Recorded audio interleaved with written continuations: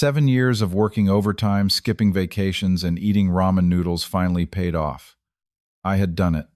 My condo was officially mine, free and clear from the bank. That feeling of holding the final payment receipt in my hand was unlike anything I had ever experienced. To celebrate, I invited a small group of friends and family over for dinner, including my brother Steve and his wife Jessica. Everything was perfect until Jessica pulled me aside and casually announced, "This lovely space should really be a family asset. We will be moving in next month." Little did she know how this would end.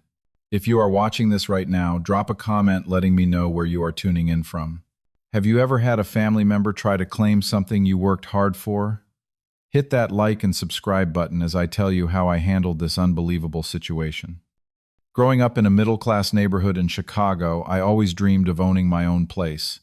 My parents rented our entire lives, moving from apartment to apartment whenever the landlord raised the rent.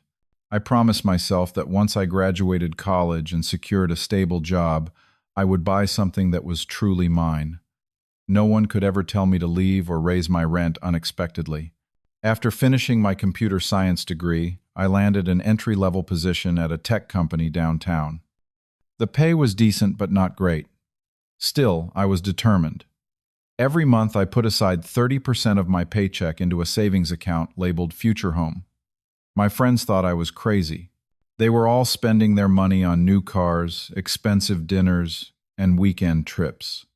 Meanwhile, I drove a 15-year-old Honda meal, prepped lunches, and picked up extra freelance work on weekends.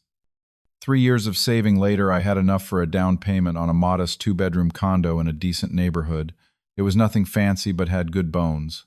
The kitchen needed updating, and the bathrooms were straight out of the 90s.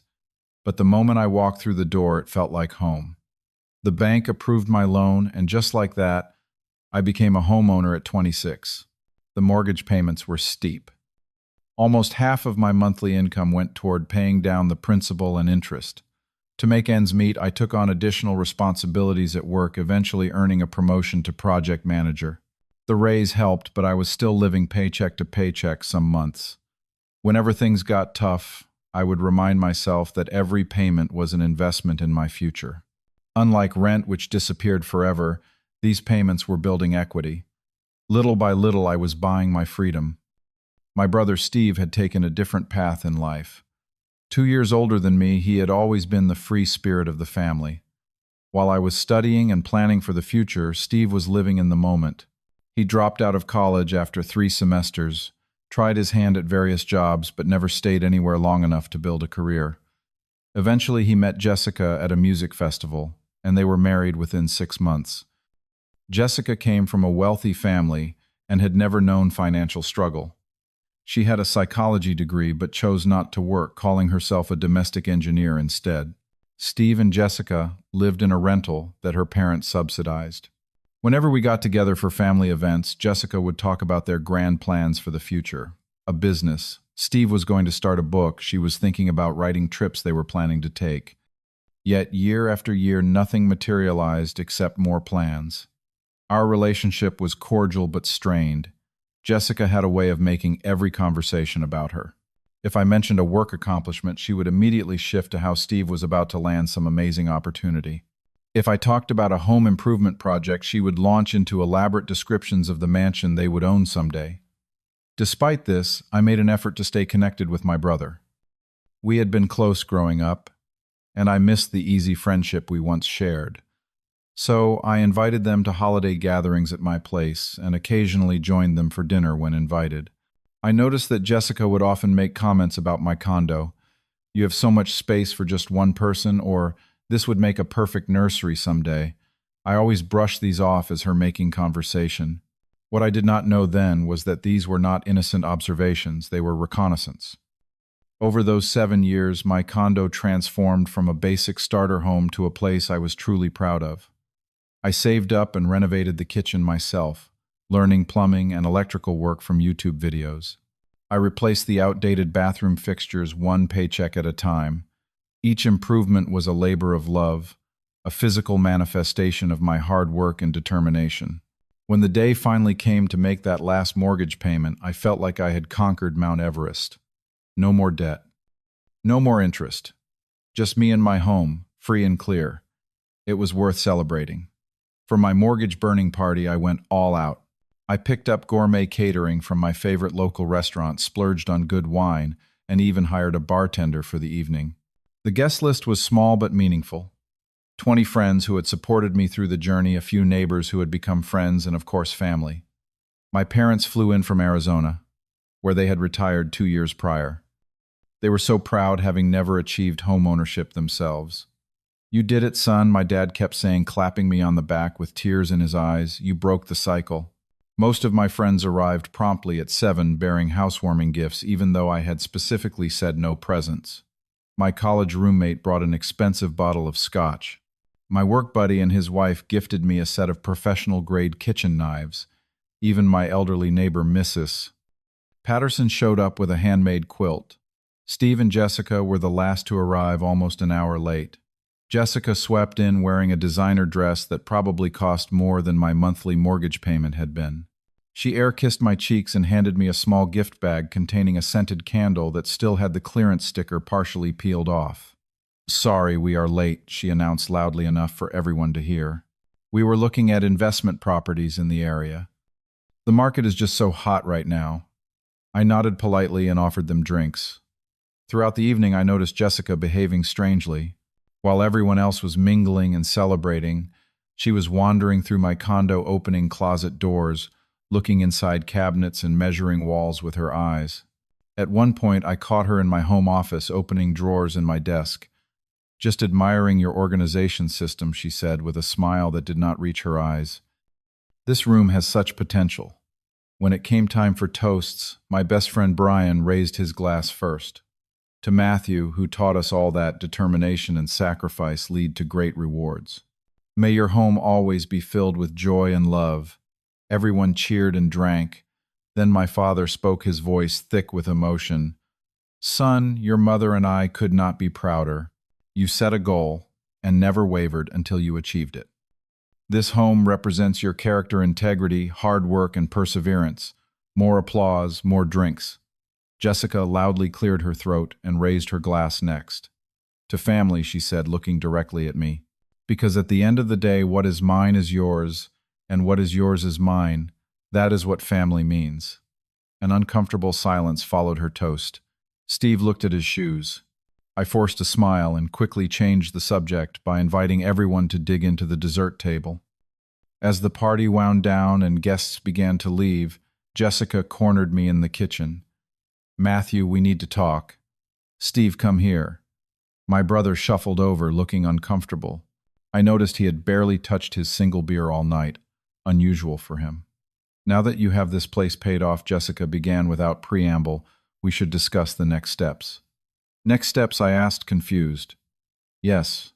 This condo is clearly a family asset now. And since you have so much space for just one person, it makes perfect sense for us to move in." I laughed, thinking she was joking, but her expression remained serious. "Jessica, what are you talking about? This is my home. I paid for it." She waved her hand dismissively. "Yes, but you are family. Family shares. Steve and I have already given notice at our place. We will be here in 3 weeks. I looked at my brother in disbelief. "Steve, are you serious right now?" He shrugged weakly. "Jess thinks it makes financial sense. You have 2 bedrooms and that office that could be converted into another bedroom for when we start having kids."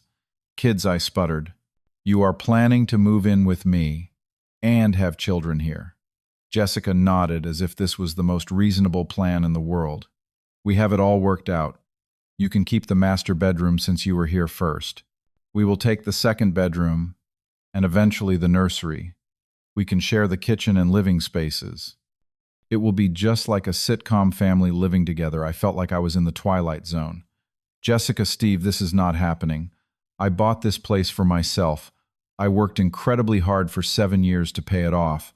"Exactly," Jessica exclaimed. "Now you are free from debt and can help your family. My parents stopped covering our rent last month, saying we need to stand on our own feet. This is perfect timing." "No," I said firmly. "It is not happening. I am sorry about your situation, but you cannot move in here." Jessica's expression hardened. I think you are being incredibly selfish right now. This is what family does. They support each other. I am happy to support you in finding your own place, I offered. I can help you look for apartments in your budget, maybe even loan you money for a security deposit. We do not want an apartment, Jessica snapped. We want this place. It is perfect. Steve finally spoke up. Bro, just think about it, okay? It would help us out so much. Before I could respond further, Jessica pulled out her phone and started showing me photos. I've already planned how we will rearrange the furniture. Your sectional sofa has to go, it takes up too much space. And that wall between the kitchen and dining room should come down to create an open concept flow. My jaw nearly hit the floor. You are planning to remodel my home, the home I just spent years renovating myself. Our home, she corrected. Family asset, remember. And yes, it needs updating to accommodate all of us. As they finally left that night, Jessica turned at the door. We will start bringing boxes this weekend. I hope you will have cleared out that office by then. The next few days were a blur of disbelief and anxiety. Jessica texted me multiple times daily with updates on their moving plans, links to furniture she wanted to buy for our place, and questions about which of my belongings I planned to put in storage to make room for theirs. I tried reasoning with her via text, Jessica. I never agreed to this arrangement. You cannot move in here. Her response was swift. Family takes care of family. You would really let your own brother be homeless. This manipulation tactic hit hard. Of course, I did not want Steve to be homeless. But they were not homeless. They had simply given notice at their apartment, a decision they made without consulting me. To make matters worse, Jessica had apparently been spreading her version of events to our extended family. My phone rang constantly with calls from aunts, uncles, and cousins, all expressing disappointment in my selfishness. Your brother needs help and you have that big place all to yourself, my Aunt Susan chided. When your mother told me you would not take them in, I could hardly believe it. It seemed Jessica had even gotten to my parents. My mom called her voice tentative.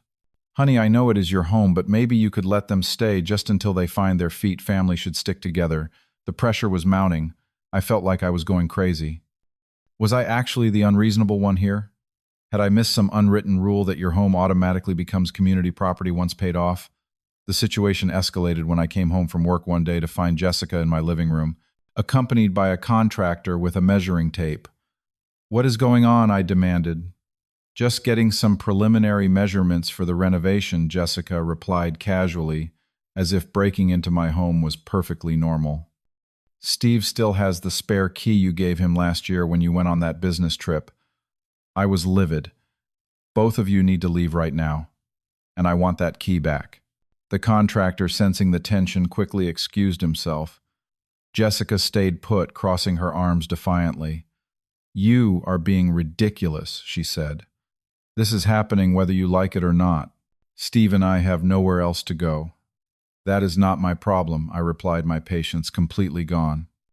You had a perfectly good apartment until you gave notice, without consulting me. We are family, she insisted, using that word like a weapon. You do not turn your back on family. After she finally left, I called a locksmith and had all the locks changed. That night I barely slept, torn between guilt and anger. The next morning I called Brian, my best friend, who happened to be a lawyer. You need to meet me for lunch, I told him. I am in the middle of a crisis. Over sandwiches at our favorite deli, I explained the whole situation. Brian listened carefully, his expression growing increasingly concerned. Let me get this straight, he said when I finished. Your sister-in-law has decided your property is actually family property, and she and your brother are planning to move in against your wishes. Exactly. And somehow she has convinced half my family that I am the villain for refusing. Brian shook his head. Matthew, this is insane. You have absolutely no legal obligation to house them. The condo is solely in your name, right? Yes, 100%. Then it is cut and dried. They have no claim whatsoever. Changing the locks was smart. If they show up with moving trucks, do not let them in. If they cause a scene, call the police. Call the police on my own brother. The thought made my stomach turn. If necessary, yes. Look, I know this is family, which makes it complicated emotionally, But legally speaking, what they are trying to do is essentially squatting. And from what you have told me about Jessica, if you give an inch, she will take a mile. Deep down, I knew he was right. This was not the first time Jessica had overstepped boundaries, just the most egregious example. For years, I had overlooked her behavior for Steve's sake. But this was different. This was my home, my sanctuary, the result of years of sacrifice and hard work. You need to stand firm, Brian advised. No compromises, no temporary arrangements. The answer is simply no. I left lunch feeling more resolved. This was my home, and I had the right to decide who lived in it. That resolve was immediately tested when I pulled into my parking space that evening and saw Steve's car already there. Beside it was a small moving truck. My heart raced as I approached my building. Sure enough, there they were, Jessica supervising as Steve and two other men. I did not recognize unloaded boxes from the truck. "What do you think you are doing?" I asked, blocking the entrance to the building. Jessica looked up, irritated by the interruption. "What does it look like?" "We are moving in just like we discussed." "We never discussed this," I stated firmly. "I explicitly told you that you cannot move in here." "The locks are changed?" Steve said, looking genuinely surprised. "My key does not work. I changed them yesterday after Jessica broke in with a contractor. It was not breaking in." Jessica snapped. "Steve had a key, which was for emergencies only, not for you to plan renovations to my home without permission." One of the movers shifted uncomfortably. "Should we keep unloading or—" "No," I said emphatically. "Nothing is being moved into this building." Jessica's face flushed with anger. "You would really do this to your own brother, leave us with nowhere to go. All our stuff is packed, our apartment is already rented to someone else." I felt a momentary pang of guilt, but then remembered Brian's advice. "Stand firm. You created this situation, not me," I replied. "I never agreed to this plan. Not once." Steve finally stepped forward, looking distressed. "Bro, please, just let us stay for a little while. We will find our own place soon, I promise." I looked at my brother, seeing the genuine worry in his eyes. For a moment, I almost wavered. Then Jessica spoke again. "Just give us the new keys and we can sort this out inside. The neighbors are starting to stare." Something in her tone, the entitlement, the assumption that I would eventually give in, pushed me over the edge. "No," I said with a calmness that surprised even me. "You need to leave now. Take your things and go." "Where are we supposed to go?" Jessica shouted, abandoning all pretense of reasonableness. "That is not my concern," I replied. "You should have thought about that before giving up your apartment." "We will tell everyone in the family how selfish you are," she threatened. "How you left your own brother homeless out of pure greed." I stepped closer to Jessica and lowered my voice to a whisper. "You can tell them whatever you want. But this is my home, purchased with my money, and you will never live here. Not for a day, not for an hour." The effect was immediate and shocking. Jessica's face contorted with rage, and she let out a scream so loud that neighbors poked their heads out of windows. "You ungrateful, selfish monster. After everything we have done for you," Steve, finally seeming to snap out of his passive state, stepped between us. "Jess, that is enough. Matthew is right. This is his place. We should not have assumed." Jessica turned on him, her fury finding a new target. "Whose side are you on? I did this for us, for our future. You did this without asking me," Steve replied quietly. "Or Matthew. That was wrong." It was the first time I had ever seen my brother stand up to his wife, and I felt a surge of pride despite the circumstances. Jessica stormed off to their car, slamming the door so hard I thought the window might shatter. Steve lingered, looking torn. "I am sorry, man," he said finally. "This got way out of hand." "Yes, it did," I agreed. "Where will you go tonight? Probably a hotel. We will figure something out." He paused, then added, "I really am sorry. I should have stopped this before it went so far." I nodded, not quite ready to forgive, but appreciating the acknowledgement. "Call me when things calm down. We can talk then." As I watched them drive away, the moving truck following behind, I felt a complex mix of emotions: relief, guilt, sadness, and oddly enough, pride.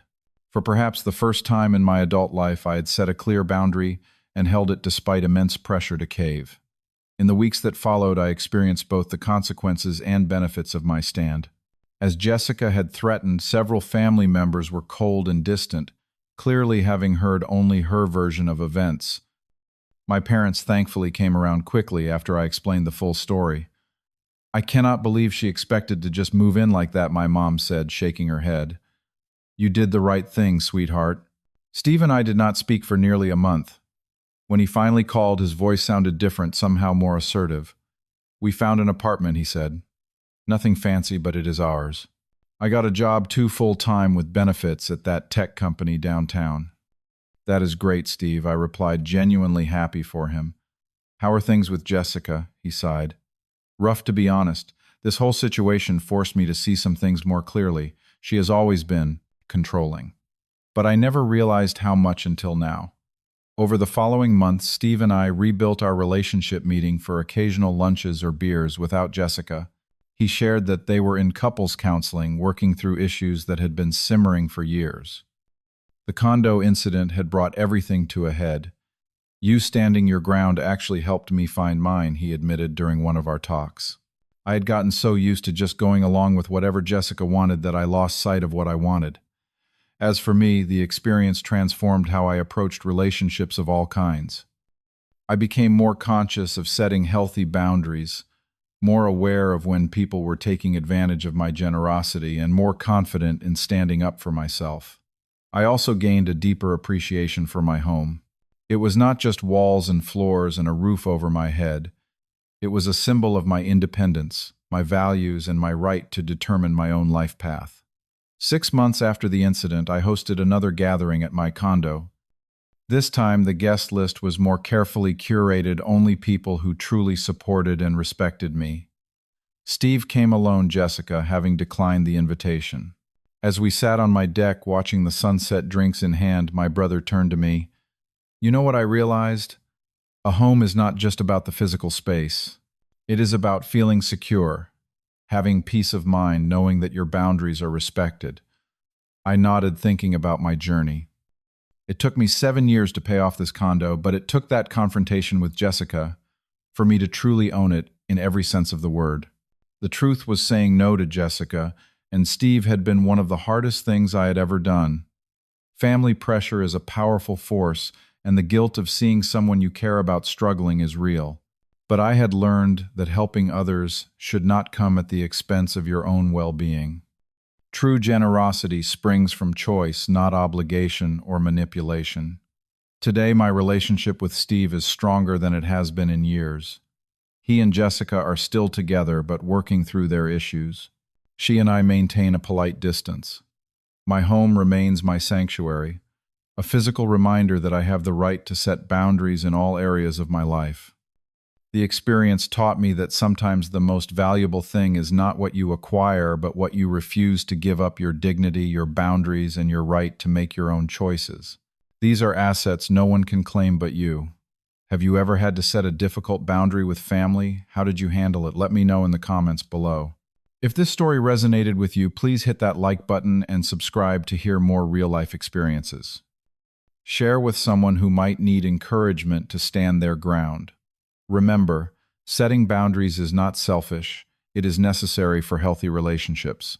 Thank you for listening to my story, and may you find the courage to protect what matters most to you.